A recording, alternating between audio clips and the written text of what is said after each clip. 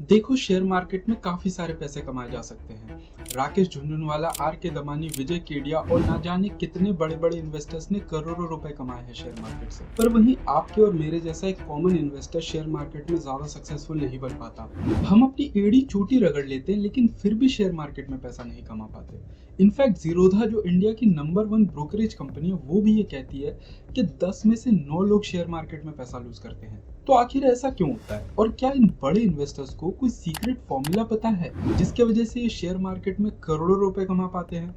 इस चीज को एक्सप्लेन करने के लिए मैं अपने एक दोस्त राज की कहानी सुनाता हूँ आपको। तो बेसिकली राज एक 25 साल का लड़का है जिसने सॉफ्टवेयर इंजीनियरिंग करी है और रिसेंटली उसको इन्फोसिस में जॉब लगा है। अराउंड 50,000 रुपीज पर मंथ की सैलरी है उसकी, और उसमें से वो अराउंड 30,000 रुपए महीने के सेव कर लेता है क्योंकि उसके रहने और खाने पीने का खर्चा मोस्टली कंपनी उठाती है और उसकी कोई गर्लफ्रेंड भी नहीं है, तो उसे महंगे महंगे गिफ्ट भी नहीं देने पड़ते, किसी को डेट पे भी नहीं लेके जाना पड़ता, इसलिए उसके हर महीने अच्छे खासे पैसे सेव हो जाते हैं।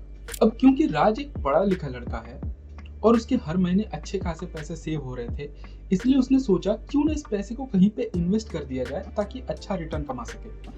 पर ऑब्वियसली राज को इन्वेस्टमेंट की बहुत ज्यादा नॉलेज नहीं थी, इसलिए उसने सोचा क्यों ना एक सीए के साथ कंसल्ट कर लिया जाए कि इस पैसे को कहाँ पे इन्वेस्ट करेंगे तो अच्छा रिटर्न मिलेगा। इसलिए उसने नेक्स्ट डे एक सीए के साथ अपॉइंटमेंट फिक्स किया। इस सीए ने राज को बताया कि देखो राज, अगर हर महीने तुम 30,000 रुपए किसी अच्छे म्यूचुअल फंड में इन्वेस्ट करते हो जो सालाना 15 से 16% का रिटर्न दे देता है, तो सिर्फ 10 साल में तुम करोड़पति बन जाओगे। ये सुनने के बाद राज बहुत ही खुश हुआ क्योंकि अभी वो सिर्फ 25 साल का है और 10 साल बाद 35 की उम्र में वो एक करोड़पति होगा।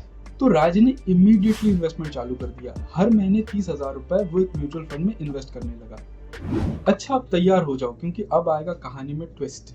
राज के इस इन्वेस्टमेंट को 1 साल होने को है। इस 1 साल में राज ने कोई भी उल्टे सीधे खर्चे नहीं किए। ना उसने कोई सुपर बाइक खरीदा, ना उसने कोई गाड़ी खरीदी, ना ही कोई एक्सपेंसिव वॉच या आईफोन खरीदा।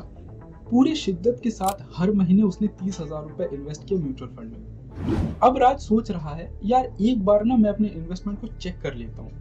मतलब 1 साल तक मैंने अपने लिए कुछ भी नहीं खरीदा, इतना सैक्रिफाइस किया, तो इसका कोई रिजल्ट भी तो होना चाहिए ना भाई, वरना इन्वेस्टमेंट करके क्या फायदा।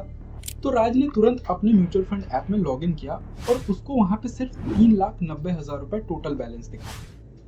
अब ये देखने के बाद राज सोचने लगा, यार हर महीने 30,000 रुपए इन्वेस्ट करके 12 महीने में 3,60,000 रुपए तो मैंने ही जमा किए हैं और इसमें म्यूचुअल फंड ने शायद 30,000 रुपए का रिटर्न दिया होगा, तो टोटल मिलाकर 3,90,000 रुपए यानी कि लगभग मान लो 4 लाख रुपए बन रहे हैं। तो ये तो कोई बहुत बड़ा अमाउंट नहीं है। और पता नहीं सीए मैडम तो कह रही थी कि 10 साल में करोड़पति बन जाओगे, क्या बकवास इन्वेस्टमेंट है। और ये सोचकर राज ने अपनी इन्वेस्टमेंट बंद कर दी। अच्छा, आप यहाँ पे 1 मिनट के लिए पॉज लो और बताओ कि राज ने अपने इन्वेस्टमेंट को बंद करके सही किया या गलत?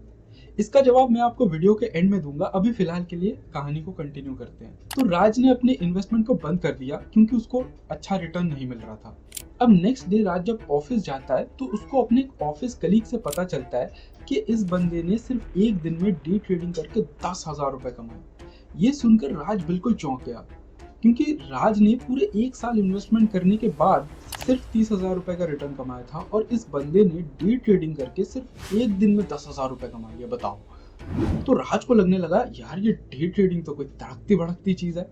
उस शाम को घर वापस आने के बाद राज ने तुरंत इंटरनेट पर रिसर्च करना चालू कर दिया कि ये डे ट्रेडिंग क्या चीज है, और उसने यूट्यूब पे कुछ डे ट्रेडिंग स्ट्रेटजीज भी सीखा और नेक्स्ट डे से उसने डे ट्रेडिंग चालू कर दी। और शुरू में राज को डे ट्रेडिंग में ठीक ठाक प्रॉफिट भी हुआ, इसलिए उसने और ज्यादा पैसे लगाना चालू कर दिया डे ट्रेडिंग में, ये सोचकर कि भाई बहुत मस्त चीज हाथ लगी है मेरे। पर कुछ टाइम बाद उसको डे ट्रेडिंग में भारी लॉस हुआ।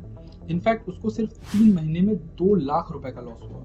राज को तो लग रहा था कि ये डे ट्रेडिंग उसकी किस्मत बदल देगी, पर हुआ बिल्कुल ऑपोजिट। पर ऑब्वियसली राज कहाँ हार मानने वाला था, तो उसने इंटरनेट पे थोड़ा और रिसर्च किया और उसको पता चला कि फ्यूचर एंड ऑप्शन बोल के भी कोई चीज होता है जिसमें मोटा प्रॉफिट कमाया जा सकता है। तो उसने फ्रेश कैपिटल के साथ फ्यूचर एंड ऑप्शन ट्रेडिंग करना चालू कर दिया और ऑब्वियसली उसने यहाँ भी अपने हाथ जला लिए।